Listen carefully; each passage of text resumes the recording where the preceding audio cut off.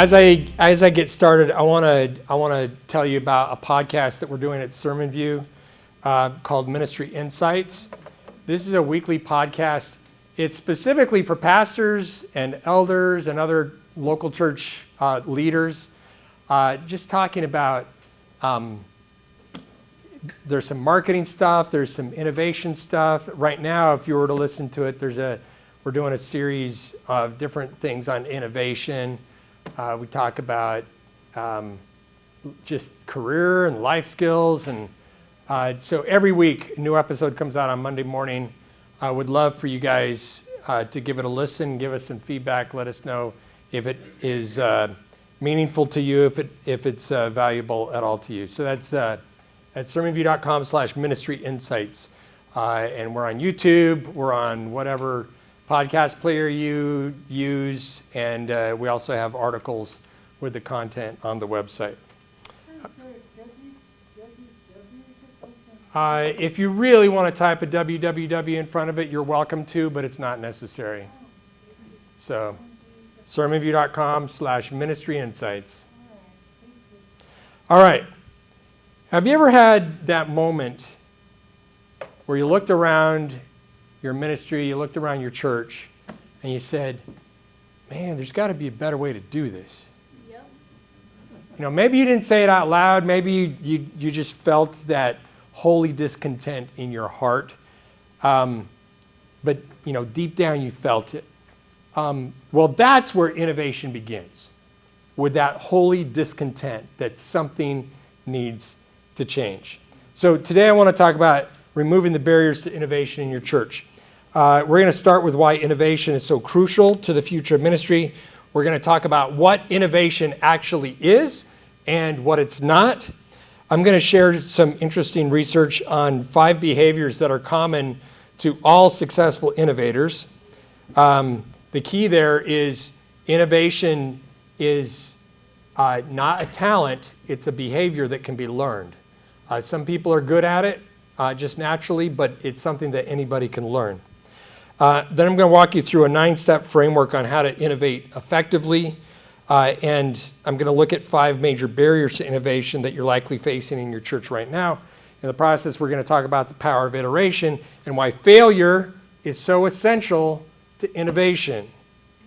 And finally, I'm going to show you how to overcome these barriers and unleash a spirit-led season of innovation in your church. Does that sound good? All right. Let's talk about innovation. Innovation isn't just for Silicon Valley. It isn't reserved for app developers or creative geniuses. As ministry leaders, we are called to innovate because we serve a God who is constantly doing a new thing. The very first verse of the Bible shows God as the ultimate innovator. In the beginning, God created. He didn't copy. He didn't replicate. He didn't follow a template. He imagined, he spoke, and he formed something new out of nothing. That is innovation in its purest form. And here's the crazy thing. God created you in his image. You were created to be creative, to dream, to innovate. Now, a lot of times when you hear the word innovation, you also hear the word disruptive innovation. Have you guys heard that, disruptive innovation? And that might feel like a business buzzword, but let's be real. You know who one of the most disruptive people in history was? Come on, it was Jesus. He disrupted religious systems. He disrupted expectations. He disrupted how people thought about God and power and purity and Sabbath. He disrupted so many things, and he did it all on purpose because the mission demanded it. Look at how Jesus disrupted the religious systems of his day. He didn't teach in temples, he taught on hillsides. He didn't recruit seminary grads, he called fishermen and tax collectors and zealots. He didn't avoid the outcasts, he made them the centerpiece of his kingdom. Jesus continually broke through expectations to reach people in fresh, unexpected ways. And here's the truth. If we want to be followers of Jesus, we can't be too comfortable with the way things have always been done. Mark Batterson put it this way: if you want God to do something new, you can't keep doing the same old thing. See, you and I are living in one of the most rapidly changing ministry environments in history. Post-pandemic attendance patterns have shifted. Digital platforms have changed how people engage with faith. Trust in religious institutions has eroded. And here's a statistic that might blow your mind, and that is that the average American adult today spends 48% of their waking hours in the digital space. Think about that. Almost half of the average American's conscious life is spent in the digital space. And yet most of our churches are analog islands in a sea of digital. That's not a criticism, that's reality. And it's a wake-up call. If we want to meet people where they are, we have to be willing to reimagine how we do ministry. Craig Rochelle says, to reach people no one is reaching, we have to do things no one is doing. We can't cling to comfort. The mission demands more than maintenance. Imagine if the Apostle Paul had refused to engage with Gentiles. Imagine if Martin Luther had not nailed those 95 Theses. Imagine if Ellen White had never picked up her pen. Innovation isn't a luxury. Innovation is the very vehicle that God often uses to advance his kingdom. Isaiah 43:19 says, "For I'm about to do something new. See, I've already begun. Do you not see it?" That's God saying, pay attention. Innovation's already happening. Will you step into it with me? And this quote from Sister White cuts right to the heart. I have this on my wall in my office. Men are needed who pray to God for wisdom and who, under the guidance of God, can put new life into the old methods of labor and can invent new plans and new methods of awakening the interest of church members and reaching the men and women of the world. I'm going to go off script for a second, because this is so power-packed. This has everything that you need for innovation right here. This is everything. This is it. Men are needed who, what's the first thing? Pray. You pray to God for wisdom. Innovation that's not spirit-led is irrelevant. Men are needed. I live in 2025. Men and women are needed who pray, humans are needed who pray to God for wisdom and who then, under the guidance of God, can put new life into old methods and then can invent new plans and new methods of doing two things: awakening the interest of church members and reaching the men and women of the world. And one of the things for me personally that drives my mission, my ministry, is this twofold need: new plans and new methods of awakening the interest of church members, inspiring them, challenging them, getting them to push beyond themselves. Because the pastors are not going to, the paid clergy are not going to finish the work. We are going to finish the work. But then it's not just awakening the interest of the church members, but then it's reaching the men and women of the world. This has everything that you need for innovation. And listen, this is not just permission to innovate. This is a call to innovate. It's a mandate for spirit-filled, prayer-soaked, kingdom-centered innovation, grounded in truth, and yet open to fresh expression. Are you with me? Yes. All right. See, innovation in ministry is not about novelty. It's about faithful adaptability. Trusting God enough to change the method without compromising the mission. I believe with all my heart that the local church is God's chosen vehicle for reaching the world. It's not about conferences or unions or divisions. And it's not about individuals amputated from the body off doing their own thing. It's about the local church together doing something crazy in their local community. If we don't innovate, we risk becoming museums of what God used to do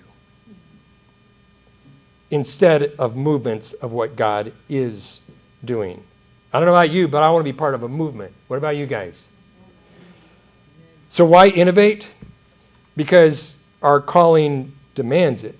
Because the gospel is too precious to be trapped in outdated forms. Because the mission to seek and to save the lost is still worth everything we've got. Friends, innovation is not optional. Innovation is obedience. So, when I say the word innovation, some of you get excited and others get a little nervous. Anybody here a little nervous? Say, what do you mean by innovation? Okay? You might picture a fog machine or an LED wall, a TikTok sermon. That's not what I'm talking about. I'm not talking about tech. Innovation is not about technology. It's not about trends. Innovation is about mission. It's about listening to the Spirit and saying, Lord, how can we do this differently so we can reach more people for you? That's what it's about. Innovation is simply this: creative obedience to the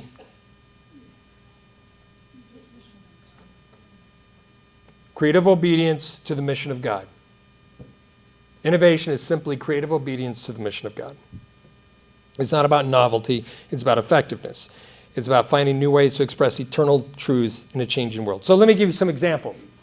If you move your Bible study from Wednesday night at the church to Thursday morning at a coffee shop in order to reach more people, that's innovation.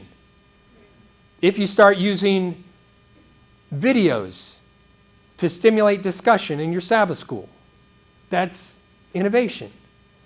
If you change your follow-up process so that guests receive handwritten notes instead of a generic email, that's innovation. Some of you are saying, wait, follow-up? If you start following up with your guests to thank them for coming, that's innovation. Some of you are saying, wait, guests?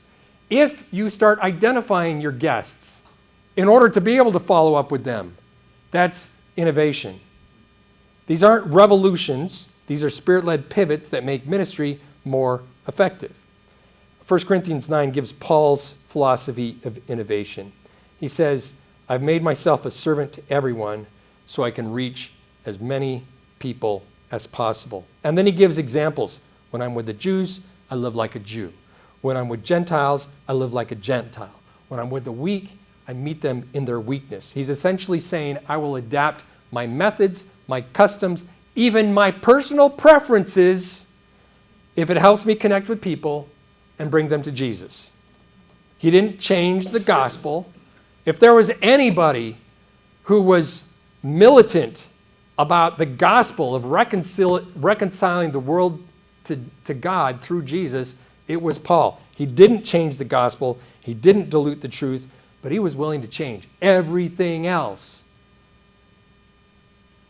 in order to remove barriers and make space for the Spirit to work. And then he says this, I try to find common ground with everyone, doing everything I can to save some. That's innovation. That's creative obedience. That's what it looks like to lead with purpose instead of preference. Innovation is not about doing something new for the sake of newness. It's about doing something different for the sake of effectiveness. We don't innovate to impress people, we innovate to reach people. Now, I have to be honest. I love innovation. I'm wired for innovation. I love identifying problems and solving them, getting creative, optimizing, figuring out how to do things better. But early in my career, I loved innovation for the sake of innovation. I just love changing things. Even when it broke things. I love to change things. But since then, I've learned that innovation is not about being flashy or different or just change for the sake of change. Innovation is about being effective. And it's not reserved for creative geniuses I truly believe that every leader, every church, every ministry, no matter how big or small, has the capacity to innovate. Why? I already said it. Because the Holy Spirit is creative. You were created in God's image. And if the Spirit lives in you, you have creative capacity too. Every one of you can get incredibly creative. You can break out of your boxes and imagine something totally different if you're willing to let the Spirit lead you. Okay. So, who's here willing to innovate? Yes. Come on. All right. Are you willing to stretch some creative muscles and find new ways to move the mission of God forward? Should we do this? Yes. All right. So, great. In a minute, I'm going to talk about 5 behaviors, and I'm going to talk about a 9-step innovation process that you can follow. But first, I want to highlight a truth that could unlock the next season of ministry innovation for you. It's the one thing that separates innovators from everyone else. The one thing. Iteration beats overthinking. Iteration. Most of us want to get it right the first time, especially in ministry. We want the new thing to work the first time, no wasted effort. We don't want to put ourselves out there and then it doesn't work. And then people are like, well, see, we tried it once and, no, you're not going to innovate and get it right the first time. That's not how real innovation works. Iteration is required. You're not going to solve the problem with one perfect idea. You're going to solve it by trying things and learning things and adjusting as you go. All right, creativity researchers have discovered what they call the equal odds rule. I just read about this 2 or 3 years ago. This is crazy to me. The equal odds rule says this: every idea that you generate has an equal chance of being the breakthrough, but you don't know which one it is until you try it. All right? So how do you increase your odds of success?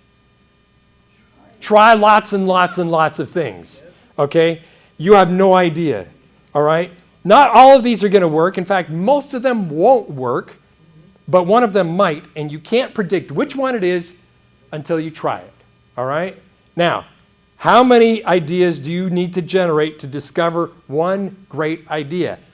These researchers have identified the idea ratio. Anybody want to guess what it is? One idea, one discovery from how many ideas? 3,000. Yeah, it's not 20 ideas, it's not 200, it's 2,000 ideas. 2,000 ideas for one breakthrough, okay? And yet in church life, we hesitate to try one thing because we don't want to look bad, or we don't want to be embarrassed, or we don't want to, well, we're going to talk about habituated volunteers in a minute. We don't want to rock the boat unless we know that it's actually going to do something, right? But this is not how innovation works. You're going to fail way more times than you're going to succeed. You're going to fail way more times. That's over 5 years of Right. One idea a day is 5 years. So, can you afford to be thinking about one idea a day? No. You have to get creative. Now, some of these ideas you're going to be able to dismiss out of hand. Well, what if we do this? And you tell it to somebody, it's like, well, no, that's not going to work because X, Y, Z. Great. You had the idea, now you dismissed it. That's okay. That's 1,999 to go, right? Okay. Let me give you an example. Anybody eaten at Taco Bell recently? How many of you have had the Doritos Locos Taco? This is the taco where the shell is basically a giant Doritos chip. Okay, they had this idea for the Doritos Locos Taco, and when they were working on this, the Taco Bell test kitchen tried 2,000 different recipes to land on one final version. 2,000 tests for one very delicious taco. 2,000 tests for one taco. Now, the idea ratio, like I mentioned, doesn't mean that you actually have to test 2,000 ideas in the real world. I found that a lot of ideas that you come up with can be dismissed fairly quickly just by running a mental exercise. What if we need to attract more people to church? What if we showed R-rated movies in the sanctuary? Well, we're just going to dismiss that out of hand. But when you're thinking of ideas, those crazy ideas are going to show up. And that's okay, because as you're processing ideas, now, you've heard the phrase, brainstorming, there's no bad idea. There are terrible ideas.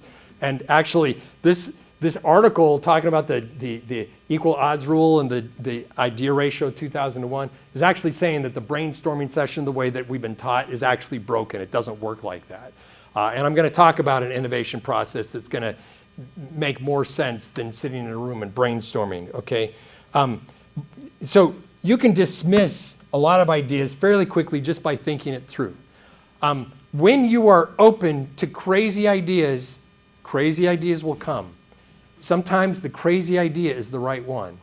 And if you're not open to them, you're not going to discover it.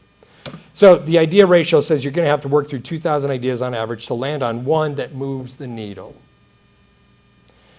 A ceramics teacher once divided his class into two groups. One group would be graded purely on quantity. The more pots that they made, the better the grade. The other group would be graded purely on quality. They're going to grade the best pot that they made, the one perfect pot. At the end of the semester, guess which group had better pots? Not the quality one, the quantity group. Because when they made lots and lots of pots, they made mistakes, they learned, they improved, they got better because they iterated. They did it over and over and over and over again.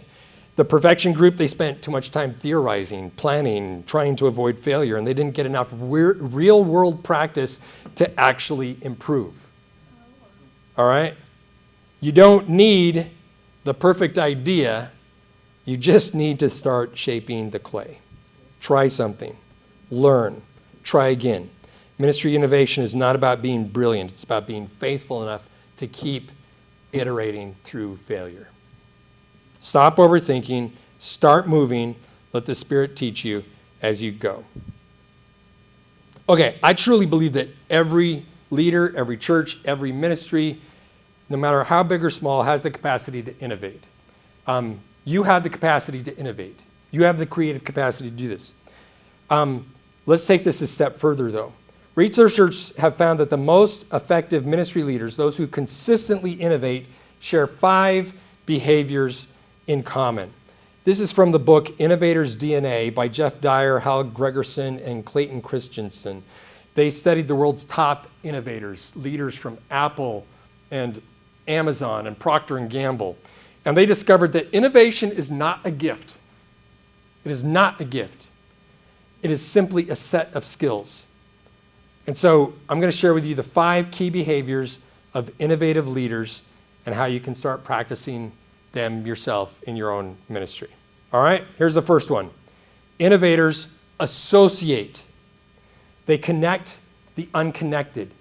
Innovators are always connecting the dots. They take an idea from one world and apply it in another. And ministry innovators do the same thing. They take lessons from the hospitality industry and apply them to our greeters ministry. They borrow ideas from schools to rethink how they do Sabbath school. They blend biblical teaching with practical psychology in order to help people grow spiritually. And this is exactly what Paul did in Acts 17. He quoted pagan poets to make a point about the Creator God. That's associating, connecting culture to Christ. All right? So connecting unconnected dots. And if there's one thing that I'm really good at as an innovator, it's making those weird connections. And I read a lot. I read the Wall Street Journal almost every day because it has so many wide, diverse ideas. And at least once a week, I get an idea and I come back to my staff at SermonView. I'm like, oh, I read about this. How can we apply this? Now, most of the time, my staff is like, be quiet. We got work to do. But connecting disconnected dots, making those connections, And in order to make those connections, you need to be spending time in other areas, okay? I'm going to be sacrilegious here for a second. If all that you're reading is the Bible and the spirit of prophecy, you're missing opportunities to connect dots. Is that right? Yeah. Ellen White said that we would do well to meditate on the final events of Christ's life for an hour every day. Oh, it still leaves you 23 hours to read some other stuff, right? You need to be spending time on social media, not doom scrolling, but capturing the essence of what is going on in the mentality of people on this platform. You need to be reading books. You need to be looking at blog posts. You need to be connecting, not to be influenced by worldly ideas. I mean, I think you should be reading a novel or two every year, like secular novel, because it's going to give you ideas about what's going on out in the world, that when you take your biblical mindset and you apply it, you're going to connect some dots that you wouldn't connect with otherwise. I'm sorry. I apologize if I've crossed a line, and thank you for inviting me to Oregon Camp Meeting. I hope to be able to come back. Okay. All right, here's the second one.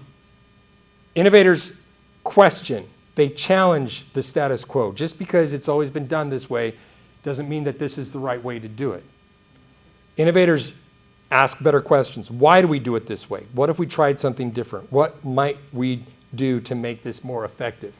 Now, let me be clear. Sometimes the most effective thing that you can do is the thing that we've been doing for 150 years. Let's be clear about that, all right?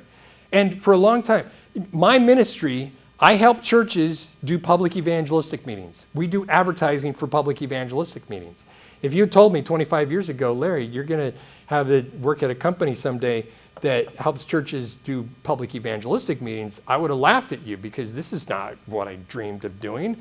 But God has asked me to do this, and this is where I'm at. We do direct mail still in 2025 because it's still effective. Not as effective as it once was, but it's still effective when partnered with other things like social media advertising and banners and road signs, personal invitation, YouTube advertising. Direct mail is still the only way to reach someone in every home in your community. An old method, still effective. Just because it's new doesn't mean it's more effective. But just because you've always done it this way doesn't mean that it's the most effective. You have to explore and test and try in order to be able to move forward. So challenging the status quo. Jesus himself was constantly questioning tradition, not to tear down truth, but to discover truth. In ministry, questions spark change. Why do we expect people to come to us? What if we went to them instead? What's stopping guests from coming back? How can we remove that barrier? Innovation begins with curiosity. All right, third behavior of innovators. Innovators observe, watching people and patterns. Innovators pay attention. They notice how people behave. They see shifts in culture, where people hesitate, where they light up, where they disengage. A pastor might observe visitors often leave right after the service. Why is that? Teens won't speak up in Sabbath school, but they'll be on their phone all day long. What does that say about us? Jesus saw people. He saw Zacchaeus up in the tree. He saw the woman who touched his garment. He wasn't just preaching, he was perceiving. Observing real people is going to help you to serve real needs. So innovators observe. Fourth, innovators experiment. They try something new. This is the big one. Innovators don't just talk, they test. They're willing to try, fail, tweak it, try again. Run a pilot version of a new discipleship class. Did it meet the objectives? No, tweak it, try it again. Test a new system for getting volunteers onboarded, set up in whatever systems you're using. Try a new system. Did it work better? Great, let's use it. Did it not work better? Let's tweak it. Try it again. Try a different way of telling stories in a sermon. Try greeting in a different way.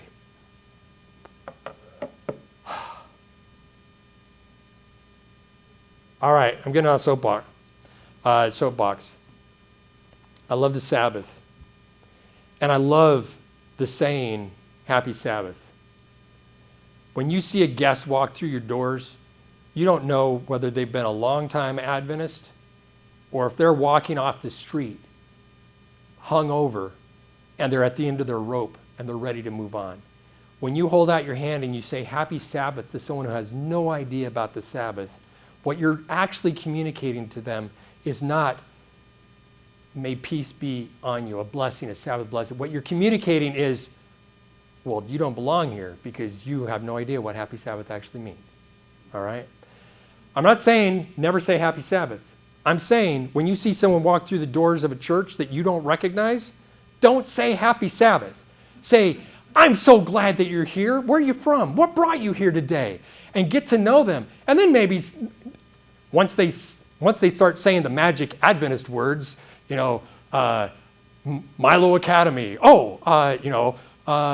The dad was a pastor, working at the Adventist hospital. Once you start playing the game of who do we know in common, then you can say Happy Sabbath. But until you actually know that they have a connection with our tradition of saying Happy Sabbath, don't say it, because that's actually putting up a barrier and saying you're not part of us. You don't belong here. All right, I'm off my soapbox. Sorry. Okay, we're on experimenting. Where are we at? Okay. I'll admit that experimenting can be scary in ministry. We're afraid of failure. We're afraid of failure. And rightly so. We're going to talk about how a fear of failure is a barrier to innovation in a second. But failure, in fact, is part of the process. Okay, remember the parable of the talents? All right, there were 3 people, they got talents. One of them played it safe and was rebuked. 2 of them risked the capital and they were honored. All right? Innovation is actually faithful stewardship. So experimenting, trying something new, that's something that innovators do. All right, and then the last one, innovators network. They learn from others. They don't stay in an echo chamber. They intentionally seek out diverse perspectives. You know what? If you want to find out why young people are not staying in the church, who should you ask? Young people. Ask. My daughter has decided that she doesn't want to be a Seventh-day Adventist.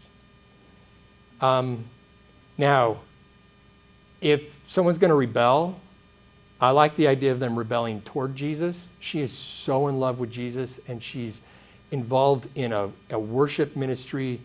She wants to be a missionary. Praise God. But I wish that someone from my church would say, hey, can we have coffee together and tell me what led you to where you're at today?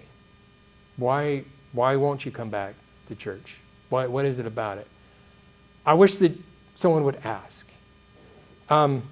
So in ministry, intentionally seek, this is turning out to be way more personal than I expected, sorry. That in ministry, that might mean attending a community event, going down to the farmer's market. And if it's only open on Saturday, going down on Saturday. You don't have to buy anything, but you can walk around. You can do a prayer walk through the farmer's market Sabbath after church. But being out in the community at a community event and networking and seeing what people are doing, reading a book from a different denomination, asking a teenager what they think of the worship experience. Another way to seek out diverse perspectives, he mentioned that I'm the director of the Propel Conference. The Propel Conference is a 4-day training event, inspiration and innovation for church growth. Remember Ellen White's quote, seek out new ways to basically inspire the members? That's what the Propel Conference is for. Coming to something like the Propel Conference, where you're meeting with like-minded church leaders from across the country, can really stimulate some creative and innovative thinking in your mind. Some of your best ideas are going to come from someone outside your church walls. It's going to happen. And that's biblical. The early church was a collaboration of Jews and Gentiles, of slave and free, of men and women, working together, insiders and outsiders. Innovation thrives in community. So here's the bottom line I want you to understand. Innovation is not a personality trait. It's a pattern of behavior, and anybody can learn these behaviors. There's some people who might do them naturally. They might have an inclination toward that, but anybody can learn these.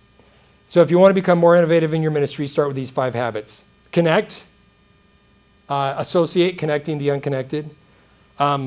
Question, challenge the status quo. Observe, watch people and patterns closely. Experiment, trying some new things. And networking, learning from diverse voices. And do it all with this prayer. Lord, how can we do this differently so we can reach more people for you? Because we don't innovate to be flashy. We don't innovate to impress people. We innovate to reach people. All right. So I'm going to give you a 9-step process for innovation. Question. Yes, sir. I go around the neighborhood. I got neighbors, I got friends, I got people that I know are in their own religious section, but they're so happy to find another person who loves God and so forth. At what point do I drag them across the threshold and count them as a convert, or do I just celebrate their faith and enjoy that? So the question is, as you're out in the community, you find people that are on a similar journey of faith, they're excited to meet you. At what point do you drag them across the threshold, was your phrase, and count them as, a convert, or do I just celebrate with where they're at? Let me say this. I will say this in answer to that question. Definitely outside the context of where I'm headed, but every person is on a spiritual journey. Every person. You are on a spiritual journey. There is a next step that God is asking you to take today to step closer to Him. There's always a next step. And here's the thing. Businesses are really good at identifying the next step of the commercial transaction that they want to have and then asking people to take it. There's always a next step for them, and they always ask people to take it. If you go to Best Buy, I'm not going to go there. But I'll spin off on this example. But they offer a credit card. They offer a membership program. You can get points and discounts and all this stuff. There's always a next step. They want you to be a raving fan, and they do things from the time that they first introduce themselves to you with maybe a coupon and a new movers package to the time there's always a next step in that relationship, and they always ask you to take the next step. We are too afraid to ask people to take the next step. And here's the thing. If you are connected to Jesus, Jesus is going to tell you what the next step is for somebody. One of my favorite quotes from, what's the missionary to inland China? Hudson Taylor. Hudson Taylor said this: first, I asked God to bless my work. And then I asked, God, how can I help you? And finally, I asked, God, please do your work through me. When you are connected to Jesus, you're connected to the Spirit, your heart is pliable, You can look somebody in the eye and you can see something that they need. And God will give you, the verses are there. God will tell you what to say. And more often than not, God wants to use you to draw people to himself. He wants to use you to help somebody take the next step in their spiritual life. As you get to know them, it'll be obvious what the next step is for them. And then invite them to take that step. That's why, Marilyn, my wife and I have been married for 56 years for that exact reason But that you just outlined. that, If I humble myself to her. yeah, okay. No problem. If I don't humble myself, we got a war on our hands. So the marriage seminar is across the way. So in answer to your question, when is the right time? Because you don't want to be transactional. You don't want every time somebody talks to you, you're like asking them to do something, right? So although asking somebody to help you, like borrowing a tool, or, a lot of us go, hey, if there's anything you need, let me know. The best way to build a relationship with someone is to go to them and say, hey, I need help with my yard. I've got these 2 big bags. Can you help me carry them? People would love to help. So doing things to build the relationship without asking them to take a step in their spiritual walk, you need to be doing that just to build the relationship, right? But everybody has a next step. I have a next step. You have a next step. God is going to put someone in your life this week and is going to ask you to take the next step for you. And you can be that somebody for somebody else as long as you're paying attention, as long as you're connected to the Spirit. All right. Can we talk about a 9-step innovation process? Should we do that? Okay. You're saying, okay, I want to innovate. You sold me, but I don't know where to start. Let me take the pressure off. Innovation does not begin with a whiteboard or a budget. It doesn't begin with a brainstorming session. Innovation begins when something breaks your heart so much that it won't let you go. It starts with a burden. So in the innovation cycle, the first thing, step 1, is to pray to God for wisdom. Remember, pray to God for wisdom, and then listen for the burden. Every Spirit-led innovation begins with listening to your church, listening to your community, you're listening to your leaders, listening to the Spirit, listening to your pastor. Your pastor's heart is broken about something. Listening to that and being part of the solution is one of the greatest gifts you can give to your pastor. And listening, what's not working anymore? Where are people disengaging? What's causing friction? Innovation starts with a holy discontent, the acknowledgement, the recognition that something needs to change. So step 1 is pray to God for wisdom, listen for the burden. Step 2 is to name the problem. Once you feel the burden, name it, describe it, state the problem as clearly as you can. Clarity is the spark that ignites creativity. The more clear you can define the problem, the more creative you can be at solving it. So don't just say something feels off. Name what feels off. We're not retaining guests. Our teens are disengaged. Our follow-up system is broken. We don't have enough people to give Bible studies. We have more people who want Bible studies than people in the church who are able to give Bible studies. Define the problem, because clarity drives innovation. The more clearly you can state the problem, the more innovative you will be. So step 2 is to name the problem, describe the problem. All right? Step 3 is research. Look for how others have solved similar problems. What worked? What didn't work? Research from the Harvard Business Review found that organizations who pay attention to what other competitors are doing are 45% more likely to land on innovative solutions. The companies that are just looking inward and trying to figure things out are missing a lot of research opportunities. The ones that are looking at what other companies are doing are 45% more innovative. That means that when we research, if you have a problem in your church, I promise you, you're not the first church to ever have that problem. I promise you, you're not the first Seventh-day Adventist church to ever have that problem. So look and see who else has had this problem, how did they solve it, Learn from them. Who else has had this problem that tried to solve it but weren't able to solve it? What did they try to do? Learn from that mistake and don't do that, right? Sometimes you need to turn your attention outside the denomination and look at what other Sunday churches are doing.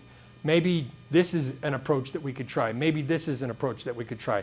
But when you have a burden and you clearly describe it, then don't jump into trying to solve it.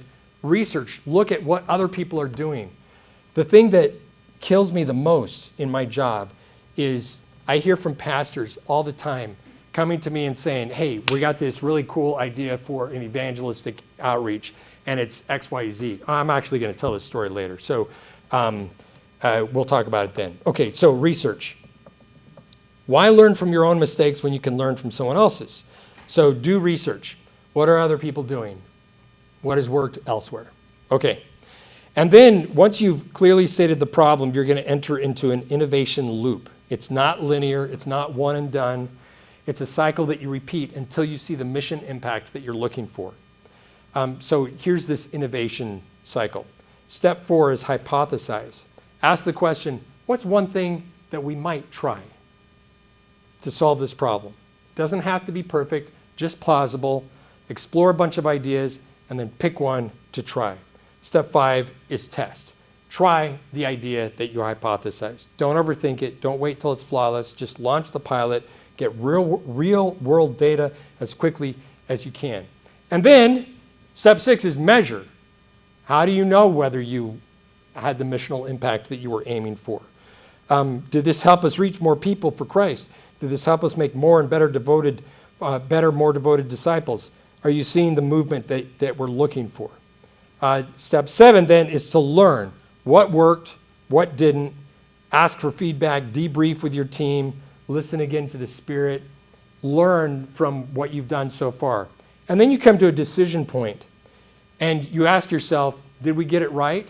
Is it good enough? If you didn't get the results that you wanted, then you go back to step 8, which is simply to repeat the innovation cycle. Take what you learned, go back to step 3, try again.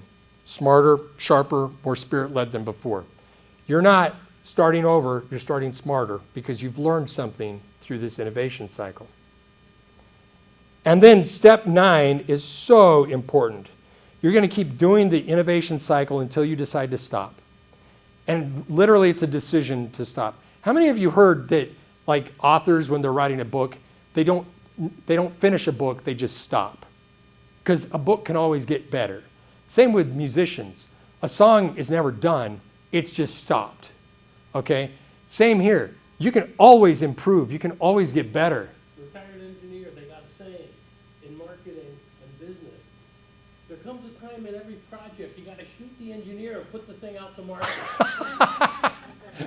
In engineering, there's a saying that marketers in business say, there comes a time in every project where at some point you have to shoot the engineer and just deliver the product. Yep. Just ship it. Okay. Yeah, and actually software, I'm a software developer by trade. Software projects are never done.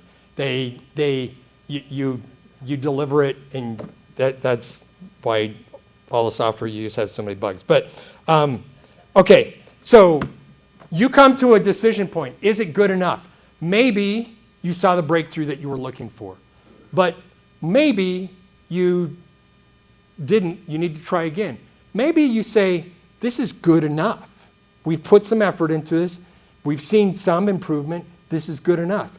Maybe, this happens to me all the time. We didn't get where we wanted to go, but there's another problem that has come up that's a bigger problem, and we need to take our creativity and work on this problem. Maybe we'll come back to this other one. At some point, you have that decision point. And if you decide that you're done and you're ready to pivot to the next thing, then whatever the reason, step 9 is celebrate. And of course, if you saw the breakthrough that you were looking for, then you're going to celebrate the win. But that's not really what you're going to celebrate. You're going to celebrate the failures that led you to that win. You're going to celebrate what you learned from those failures. You're going to celebrate the process. You're going to celebrate the effort that got there. when people see that you're celebrating those things, you'll begin to build a culture of innovation, and you're starting to build a true learning organization. All right? Proverbs. Okay, so this is the end of it. If you're going to take a picture, now's the time. Proverbs 3, 5, and 6 reminds us to trust in the Lord with all your heart. Lean not on your own understanding. Seek his will in all you do, and he will show you which path to take. Somebody say it to me in the King James. Somebody say. Perfect. Thank you. I have it in the New Living Translation. Trust in the Lord with all your heart. Do not depend on your own understanding. Seek his will in all you do, and he will show you which path to take. He will show you which path to take. When it comes to innovation, this isn't something that you muscle through on your own. Are we ready to go to the verse? Okay, I'm doing it. It's a partnership with the Spirit. Trust in the Lord with all your heart. Pray to God for wisdom, and the Holy Spirit will guide you. He will show you which path to take. It's not something you muscle through on your own. It's something that you do in partnership with the Spirit. He will show you which path to take. So don't wait for the perfect plan. Start with a burden. Oh, that was where I wanted to be. Don't wait for the perfect plan. Start with a burden. Name the problem. Research it, and then step in the cycle. Hypothesize, test, measure, learn, repeat, and then at some point, you're going to celebrate. Okay. Good news. So this is the preamble to what I actually want to talk about today. We're almost an hour in, and so we're done with the prelude. So as it turns out, the actual piece is much shorter than the prelude, but I love talking about innovation. What I want to talk to you about is the barriers to innovation in our local churches and how we can remove them. Okay, so before I go there, I want to check in. How many of you are excited to innovate? How many of you are ready to innovate? Let me see your hands. Okay, awesome, great. Now, I want to be a little more honest. How many of you are a little resistant to innovation right now? Thank you. Engineer? Yeah, okay, all right. So we can talk about creativity and iteration all day long, but really, why don't we innovate more than we actually do? Why don't we innovate more? Yes, sir? How can I innovate if I don't know you care? Care may be the very innovation you need in your church. The question was, how can you innovate if you don't know that I care, or something like that? Okay, here's 5 barriers to innovation. There are forces at play. These are relational, cultural, even neurological, that keep us stuck doing things the way that we've always done them. These are 5 barriers to innovation that I believe are holding back many of our churches right now. First, institutional culture that punishes failure. We work in a ministry environment where the system rewards visible success. It punishes anything that looks like failure. We celebrate baptisms. We celebrate big numbers. We celebrate packed events. But what happens when you try something new and it doesn't work? Too often, that becomes a mark against you in our system. So, We define success wrong. so because of this, when we fail, we move the goalposts and we pretend like we won, even though we were trying to do this. When this actually happened, then we talk about, hey, isn't this great? Okay? The problem is, if you're trying to do this, you're missing an opportunity to learn when this didn't work. Okay? Let me tell you, this is the story I want to tell you about. Early in SermonView's history, what's this? Okay. 15 or 16 years ago, we worked with a pastor who wanted to do some creative evangelism. He had this idea for a public evangelistic series called Questions I'd Like to Ask God. He came to us to work on a marketing campaign. We put in tons of work. Honestly, I thought we landed on something that communicated the value of his idea of opening night came. One guest showed up. One. And they didn't come back. It was a complete fail in terms of a public evangelistic series. during the postmortem, we realized that the offer was broken. This title didn't connect with the felt needs of the community. It was creative, but it wasn't effective. And no matter how good it is, great marketing can't fix a bad offer. That title just didn't work for reaching the community. It didn't speak to the felt needs of the community. People in the community they don't care what questions you want to ask God. They might have their own questions, but that's not even what the title is about, right? So it didn't work. We learned from it as an organization. Fast forward a few years, I saw a ministry article entitled Innovations in Evangelism.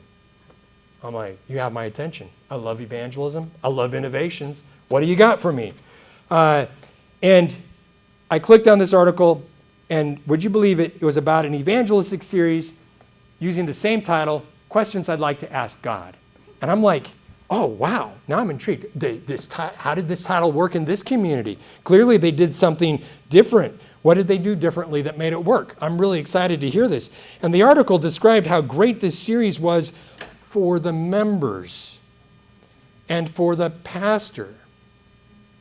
And then this line in the article, we didn't have any baptisms and nobody came from the advertising, but it blessed me very much as the pastor. Wait. This is their innovation in evangelism? Okay, that's not innovation. That's not even evangelism. That's failure that was spun as success. And I'll be honest, I got mad. Not because the idea failed, not because they did the same thing. What I didn't like was that we didn't learn from the previous failure. No one was willing to talk about the failure honestly, and so word didn't get out to don't use this title. And so somebody else did it, put in thousands of dollars into marketing, and it failed. Again, as I would have predicted based on our previous experience, okay? So we can't grow if we don't talk about our failures, what didn't work.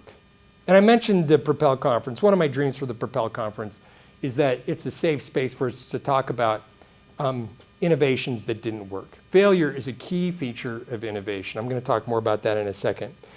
I want to celebrate the courage to try even when the outcome isn't a home run. Where the honest postmortem is more valuable than the polished press release. Side note, Oregon Conference has been talking to us about bringing the Propel Conference to the Oregon Conference in 2027. If that sounds like something you'd like to do, talk to Jonathan Russell and tell him that you would love to see the Propel Conference here so we can get it done. Okay, all right. How do you spell that, Propel. Like propeller, Propel Conference. And you can learn more about it at propelconference.org. Okay. All right, so the first barrier to innovation is institutional culture that punishes failure. The second is trying to control innovation all yourself. Oh, I have a little slide here about the Propel Conference. That's nice. And now I'm moving on. Trying to control it all yourself. Innovation is not a solo sport.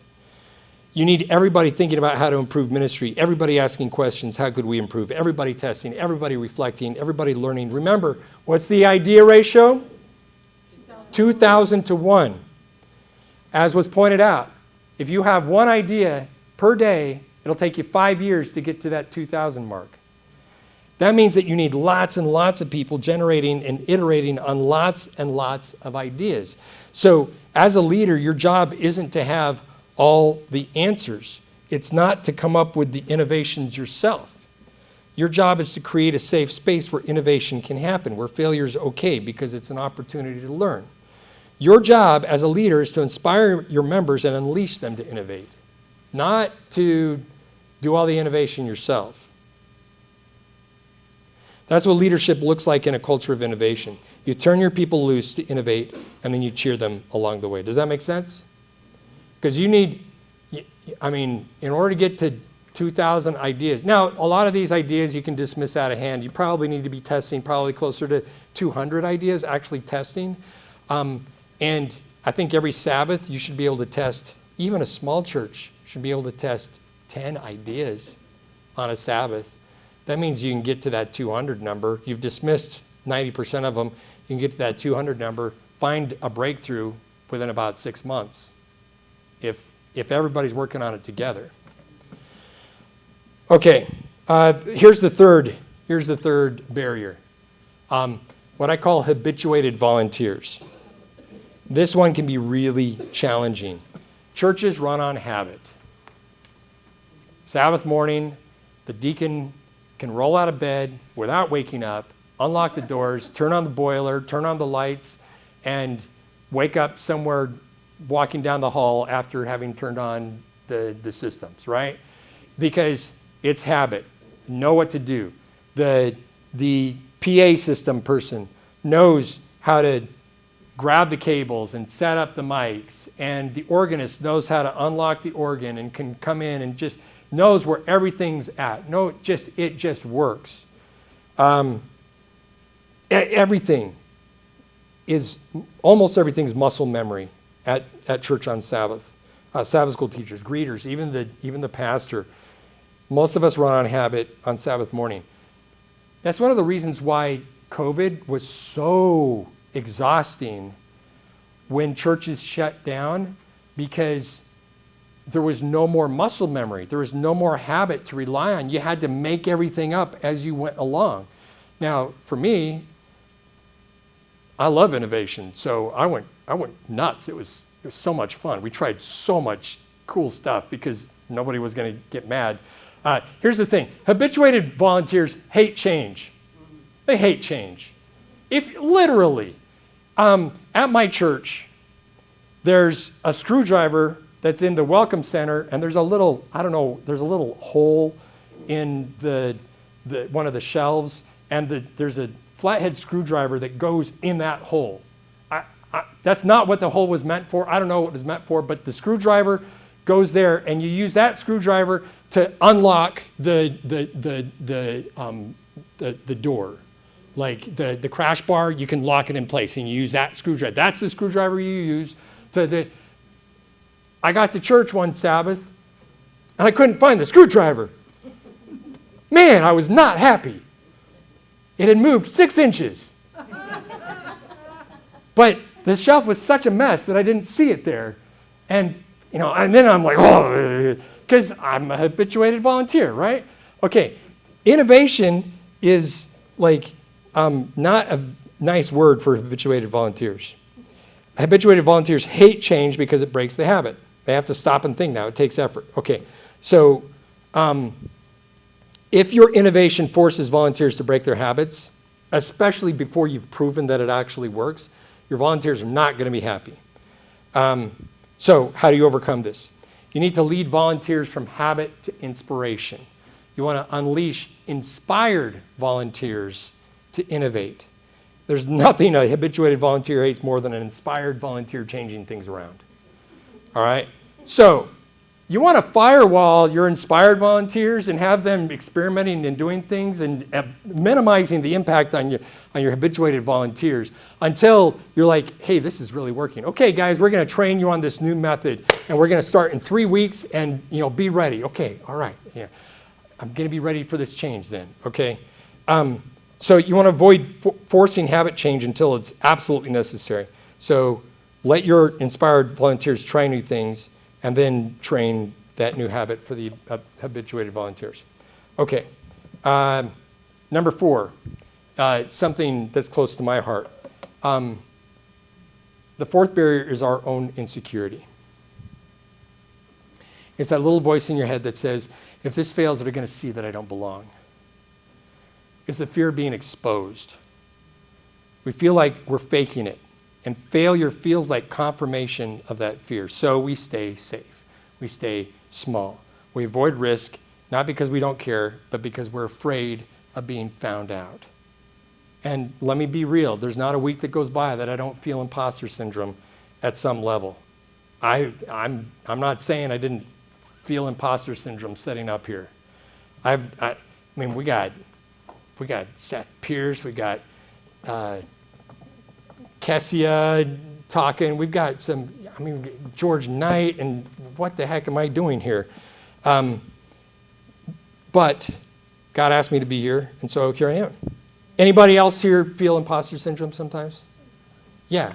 Okay, here's the crazy thing. Psychologist Peter Shallard says that about 70% of American adults experience imposter syndrome at some point. It's a common thing. But he also says this is actually a good thing because it means that you're pushing yourself. There's incredible power in insecurity. Incredible power in insecurity. Feeling insecure is uncomfortable, yes, but it can also be a powerful force for personal growth and self-awareness and spiritual transformation. When we recognize our own insecurity, we can take it to God and say, Lord, this is too much for me. I can't do this, but I know that you can. So please give me a holy boldness to follow you even when it feels risky. We need to embrace our insecurities and let God use them for his kingdom. The fifth one is chronic affirmation deficit. Words of affirmation hold incredible power. When someone affirms you, it feels good to be seen, to be recognized for who you are, what you've done. There was a study in 2016 that used functional MRI to look at the brain, the brain's response. They found that affirmation lights up the brain regions associated with self-processing and reward.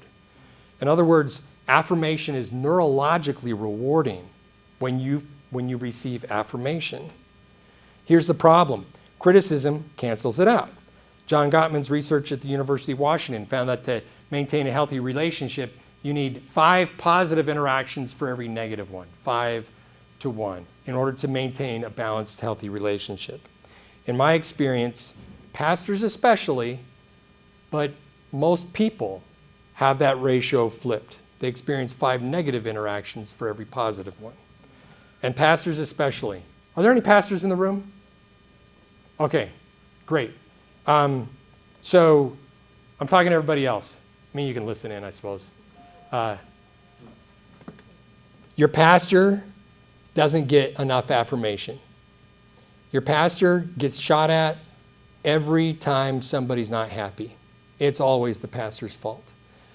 The best thing that you can do to unleash innovation in your church is to create a warm, affirming place for your pastor to feel loved and cared for. And that means, I'm gonna talk to the guys for a second. I'm going way off script. On Sabbath, give your pastor a hug and tell him you love him. All right? Now, I said that in my earlier presentation, and a couple of ladies laughed like I was joking. I'm serious. If you watch after the Super Bowl, the winning team is in the locker room, and these big, burly football players are hugging each other and say, I love you, man. Okay? If they can do that, why can't we do that? Do they really love each other the way that we love each other, or the way that God has asked us to love each other? If God has called us to love each other more, why don't we tell each other that? And I say to my pastor every Sabbath, I give him a huge hug and say, I love you, man. I am so glad that you're here. Because I know that there are others that are talking bad about him behind his back, and word gets back to him, and it's a culture of negativity. And I grew up in the Adventist church, and there was when I was growing up, it was very much a behavior-oriented culture. And if you weren't behaving right, you heard about it. If you were behaving well, nobody mentioned it. It's just the way it's supposed to be. But if you behaved bad, it was a very negative culture. Praise God that's I've seen a marked shift in our denomination since I was a kid. But still, this chronic affirmation deficit, if you don't receive enough positive interactions, it leads to chronic affirmation deficit. And when you have that, when you're leading, serving, trying new things, and the affirmation is not there to offset the criticism, science tells us that this chronic affirmation deficit leads to reduced productivity, less collaboration, and deep emotional burnout. And when that's your reality, risk becomes terrifying. And so you're not going to try new things because the cost of failure feels too high, emotionally, spiritually, even physically. So chronic affirmation deficit is a huge barrier to innovation in our church because we don't affirm each other often enough. Side note, no, I'm going to keep going. Okay, so these are the 5 barriers to innovation. Institutional culture that punishes failure, trying to control it all yourself, habituated volunteers, insecurity and imposter syndrome, and chronic affirmation deficit. So all of these forces combined, cultural, emotional, relational, they make us risk averse. So we avoid new ideas, we delay decisions, we default to what's familiar, not because we don't care, but because we're scared. I'm a scared little boy, and I don't want to get caught. I don't want to get discovered as the fraud that I feel like I am. So here's the thing that I want you to hear today. If you hear nothing else, there is power in failing. Not moral failure. I'm talking about trying something bold, spirit-led, strategic, and having the courage to say, well, that didn't work, but here's what we learned. Because if we learn something, then it's worth it. Then it's worth it. Failure is only failure if you don't learn anything from it. Yeah. And the other thing is, if somebody else is trying something and fails, don't try to throw blame at them. And blame is the worst thing that you could do. In my company culture, we will sometimes ask the culture, okay, who did this? Not to blame it, but to identify the root of the systemic problem that led to this.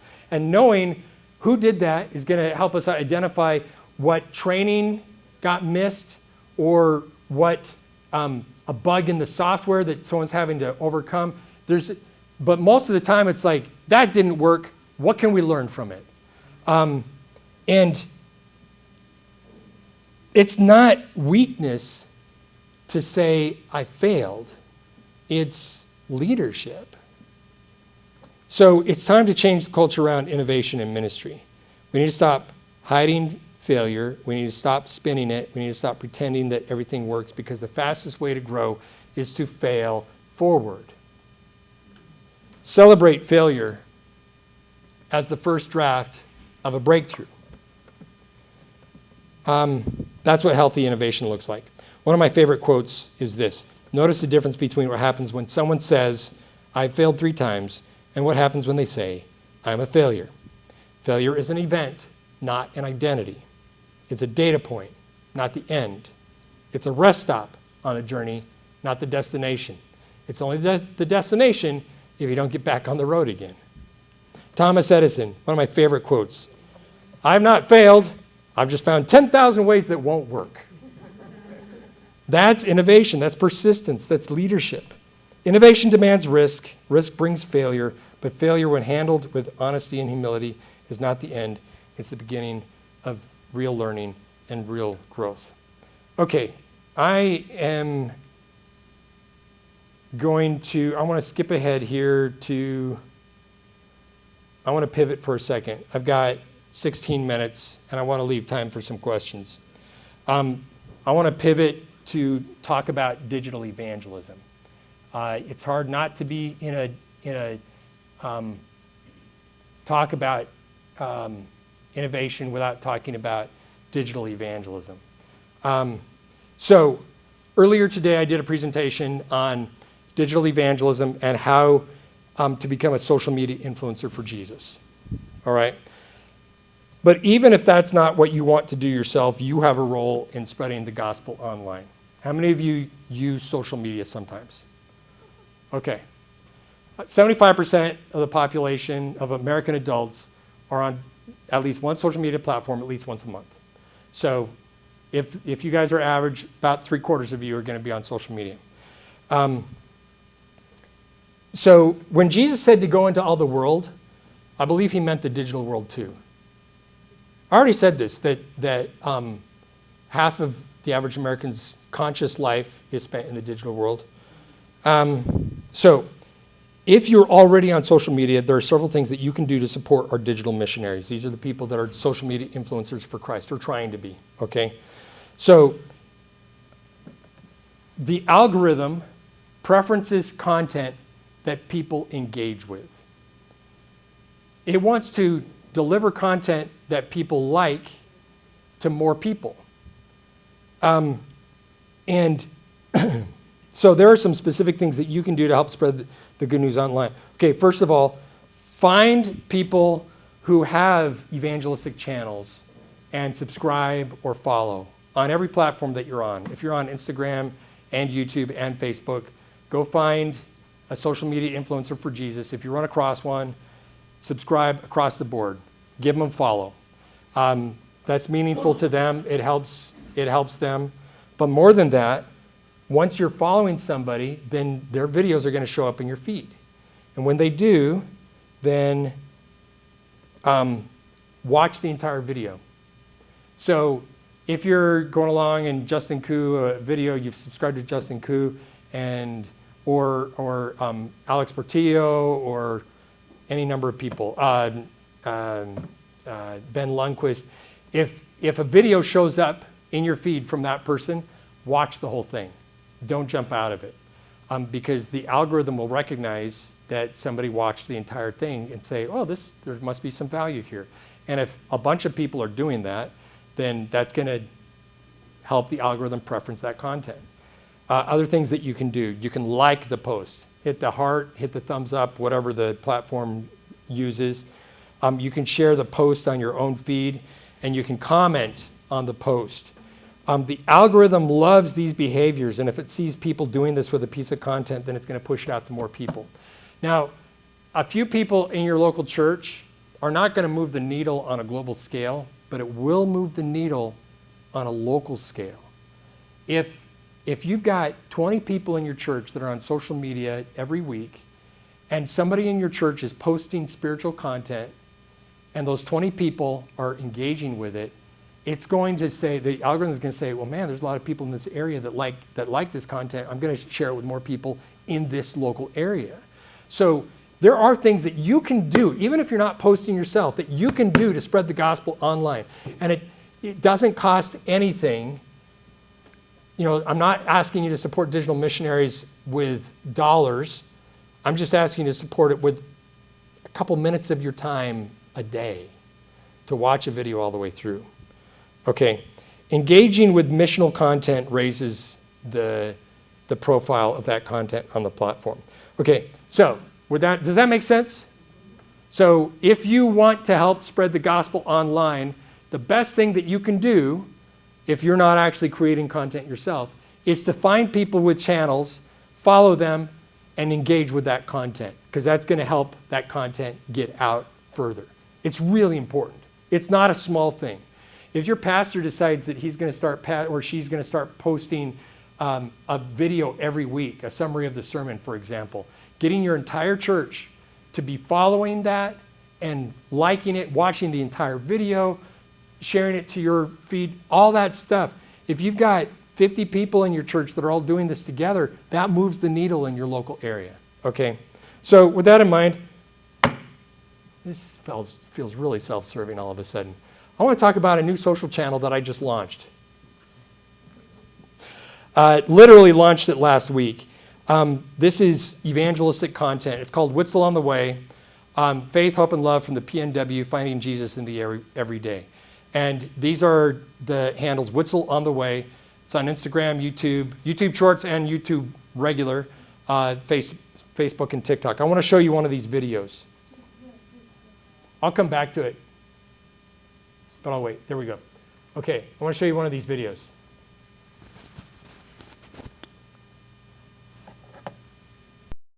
A 7-day week makes no sense. A year? It's the Earth going around the sun. A month? The moon circling the Earth. A day? One spin of the planet. But a week? There's no astronomical reason for it. And yet, every culture, every corner of the world, 7 days. Why?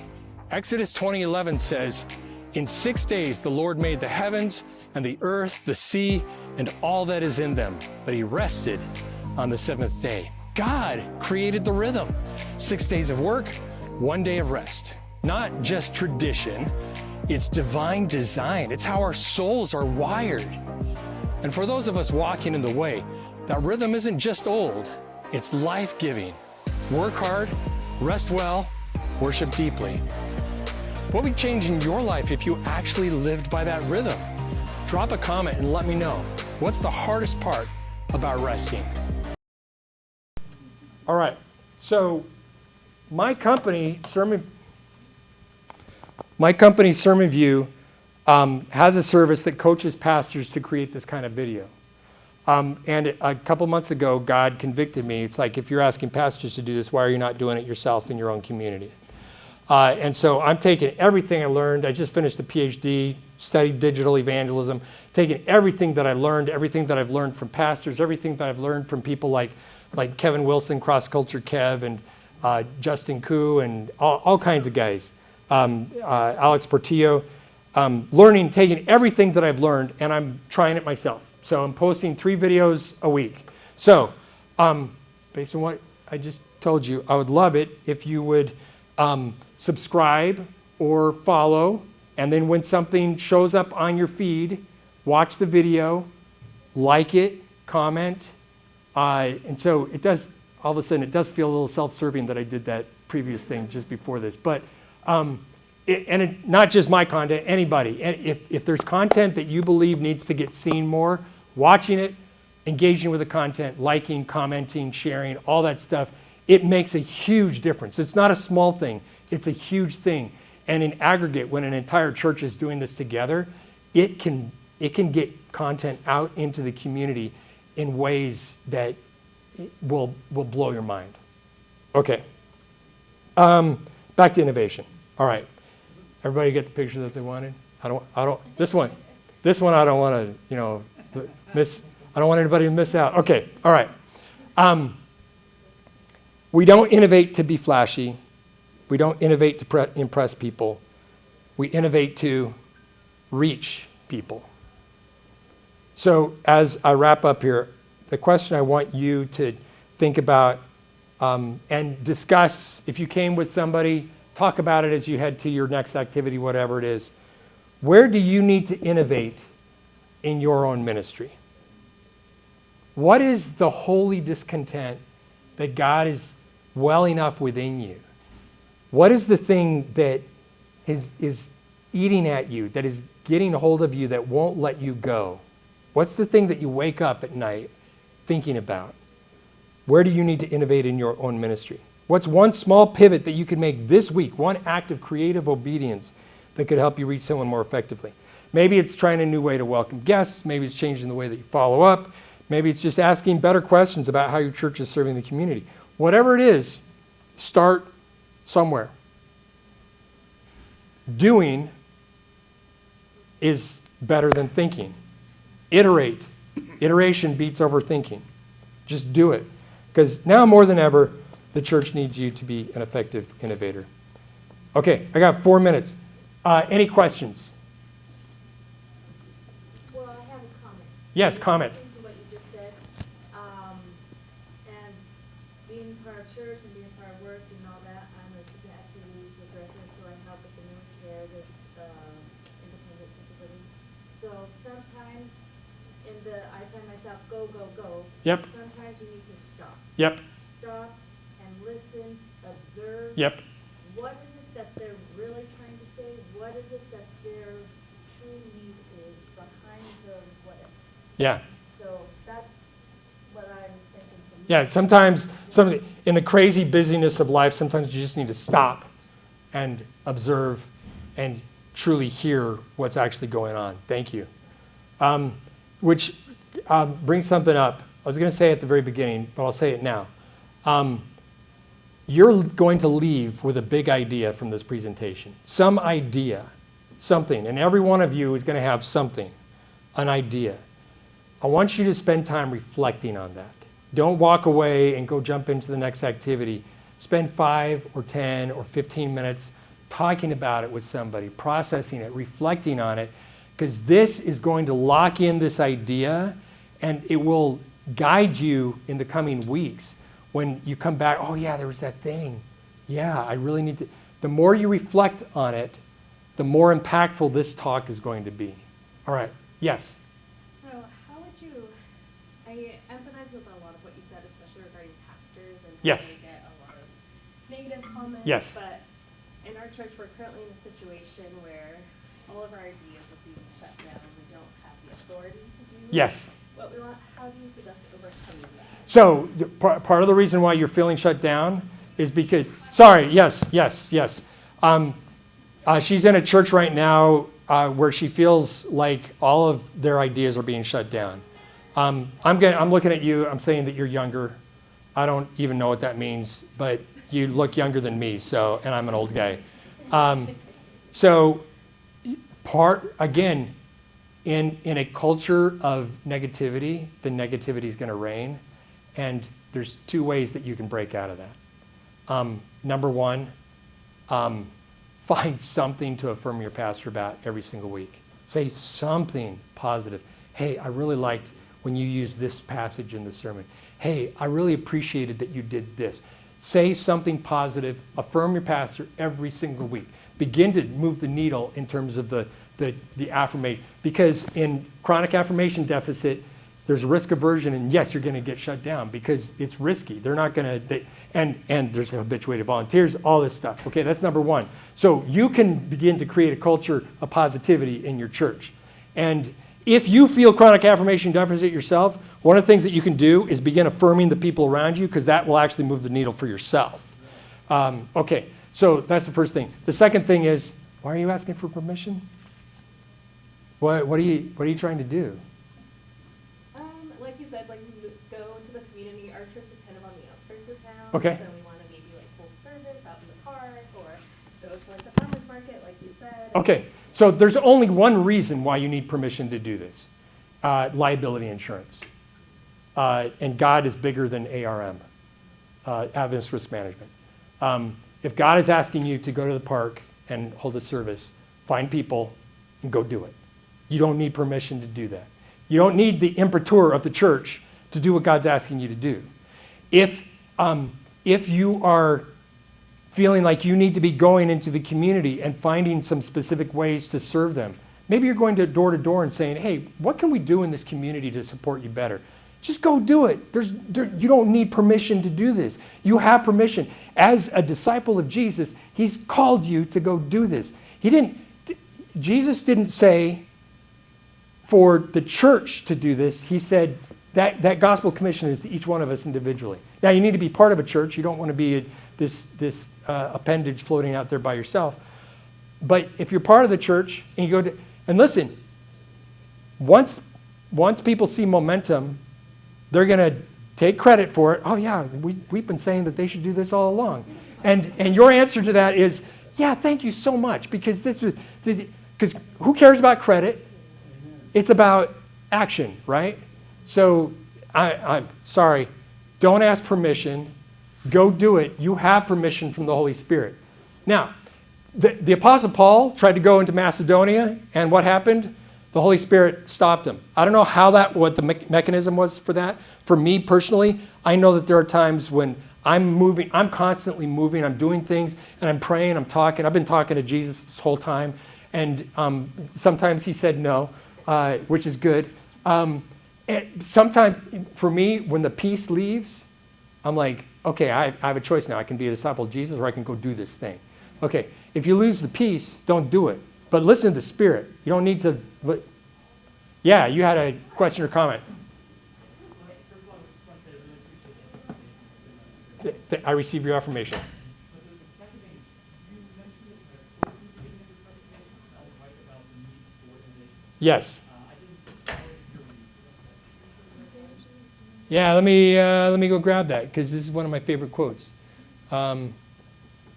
Is this it? Yes.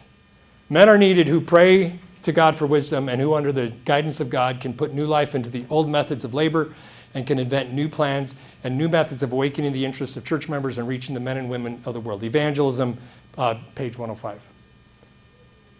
This quote changed my life because it gave me permission to do what God was asking me to do anyway. Any other, we're 2 minutes past. Any other comments or questions? Yes, sir. Well, I was wondering, you mentioned one of our pastors was actually just before 51, and we did quite a bit of this before our last evangelistic meeting. Yes. We did not have a lot of people attend, even though they indicated like they might. Right.